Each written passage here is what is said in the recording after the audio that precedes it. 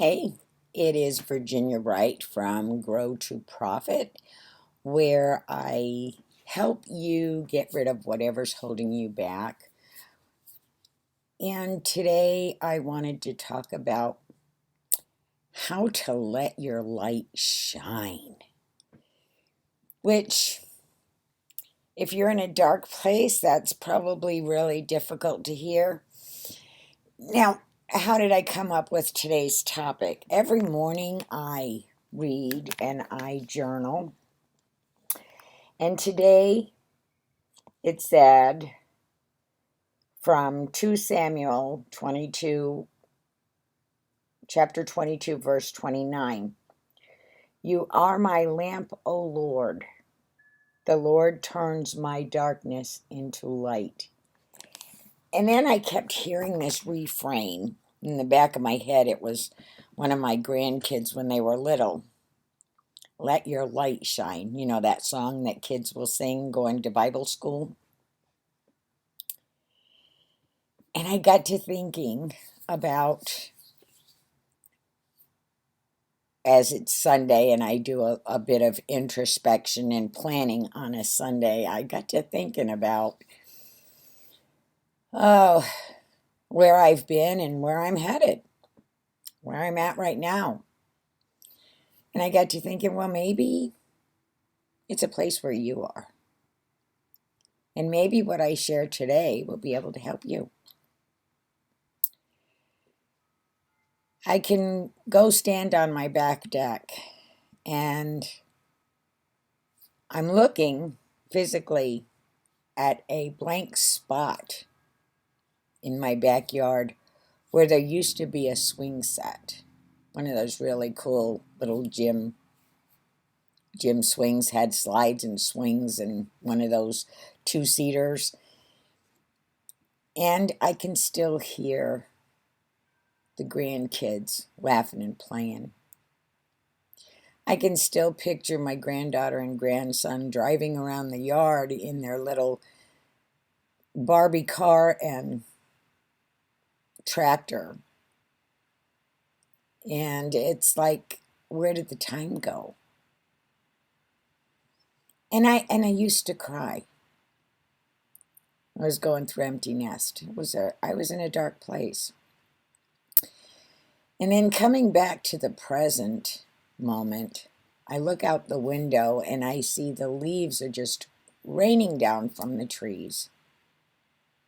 It reminds me of crying because I was so sad and I was down. I didn't know what I was going to do. My life was totally different. And I realized that what I was watching, the falling leaves, was kind of like, it's all symbolism. You see in the autumn all the changing leaves. They're getting ready for a winter. They're preparing for a new spring, for a new season. So things will slow down for a little bit. And it doesn't look like anything's happening. And that's kind of like what we go through, isn't it? When our life changes so dramatically, when we lose something that's so precious, like, I lost a dog. It's going on 8 years now. Lily was with me for 20 years. Now, if you don't think that little girl was part of my life, think again. Because she was there. She saw me through the dark moments. And she accepted me anyway. And I still miss her. And when you lose a loved one, when God says it's time for them to come home. He called my dad home when I was like 19. My dad was fixing to be 47. Today, I hear his laugh. My dad had the kind of laugh that you couldn't help but laugh with him. You didn't no idea what you were laughing at, but you were laughing like crazy because he started laughing. As a literal person, one of my dad's sayings was, "You made your bed, you lay in it." And I'm like, yeah, okay. I make my bed, I'm going to lay in it. Yes, that's true. And, oh, I guess it was about 5 years ago, the meaning of what he was saying was, you're making choices and you'll be living with the consequences. And I'm like, wow, Dad, why didn't you just say that? I would have got it a whole lot quicker. But when Dad was called home at the age of 19, I was a young single girl. I was in the military, was carrying on tradition. Dad spent career Army, and he would tell us some stories. He went to Vietnam twice, and he'd come back with stories. Second time he got shot, and it was from a child with a gun, believe it or not. Shot him in the leg. And I couldn't understand. I was 9 years old when he came back from Nam, and I couldn't understand why he would get upset. We would play with our little cap guns, or, we wanted to see the fireworks, and never understood why Dad would practically jump out of his skin, and now I do. Now I understand. So our perspectives as children are way different than as adults. And a lot of times it takes looking at where we've been and the struggles we've gone through, looking at where we are today and where we want to go tomorrow. And people react or respond differently to the loss of a loved one. As a child, you miss your role model. It was kind of difficult, even at 19, to go home and see his empty chair. I got married after Dad was called home. He wasn't there at my wedding, but somehow he was. It's kind of strange. I don't know how to explain it. But the times are hard, especially at first, looking at those empty chairs, preparing one less plate for dinner time, reaching for a hand that isn't there anymore to reach back. And then you start, feeling more the memories and picking out the good ones. I choose to pick out the good ones, like Dad's laugh. And yeah, his advice.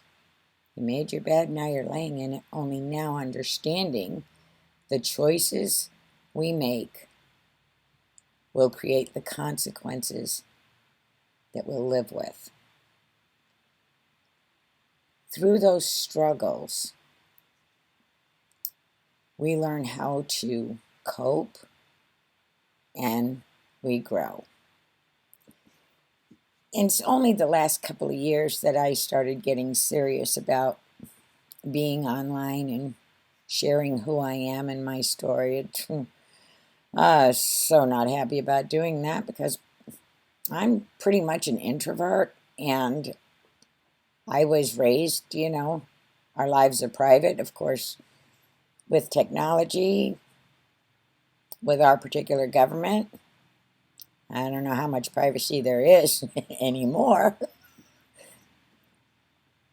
But just like everything else, there's good things about technology, because one of the things that I look forward to today is that through technology, my great-grandchildren live quite a distance from me, and my granddaughter will get on FaceTime, and we can see each other and hear each other and laugh together, and the only thing I can't do is just squeeze the living daylights out of them.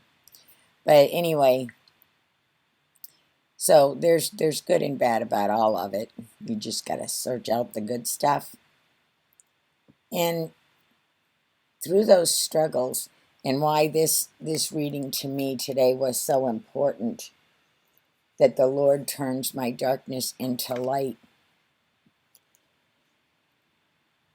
He didn't physically come down and do it, but he sure had a lot of people helping. And I was open to that light at the end of the tunnel, and I'm getting closer and closer. And how do you do that? How do you get closer to the light and then have it reflect off of you onto others? And I think that's how it works. Once you're in the light, you have light reflecting off of you, especially if you wear glasses. Um, excuse me. You get into different challenges that will make you grow, that will have you doing things that you really didn't think you had in you. Yesterday, I wrote an article, and I really was, oh man, I did not want to press the publish button. But in a matter of hours, it's impacted some people. It was a 3-minute read when all is said and done, barely 500 words, but it's already reached some people. It's already helping people. I wouldn't have done that without a challenge of make sure you get some content created each of the next 10 days. So I decided, yeah, I'm going to try my hand at writing something, and that's what happened with that. Today I'm here talking to you. Now, I started that Grow to Profit group several months ago. Less than 10 people are in there. There's one really active person in there, me. And you know, when I say grow to profit, I am not talking about making money. I'm talking about creating more confidence, understanding that we have courage within, and it comes out as we push ourselves out of our comfort zones. I'm growing phenomenally in this group, even without some feedback. Who else is there pushing me? I've got a coach. He's great with patience and understanding, but he still pushes. And I'm thankful for the support of my family. I mean, who would have thought that mom and grandma was going to get on a video and talk to the world, right? Or at least a small section of the world. And share what I've been through and share some of the things that I'm doing, and thereby letting my light shine. Because no matter where you are in life, no matter what you may be going through, if you think in retrospect of the things that you have been through and how you got through them, there are other people who want to know how you're making it. How are you getting through? What did you do to get over that roadblock? What was holding you back? Somebody needs to hear from you, and you need to let your light shine. Anyway, I hope you have found this beneficial. Make sure to take time for yourself. Always take care of yourself. Your health is important, not just of your body, but of your mind. And you will be better able to live not only the life you were created for, but to help light the way for another life that's searching. Take care of you, and God bless.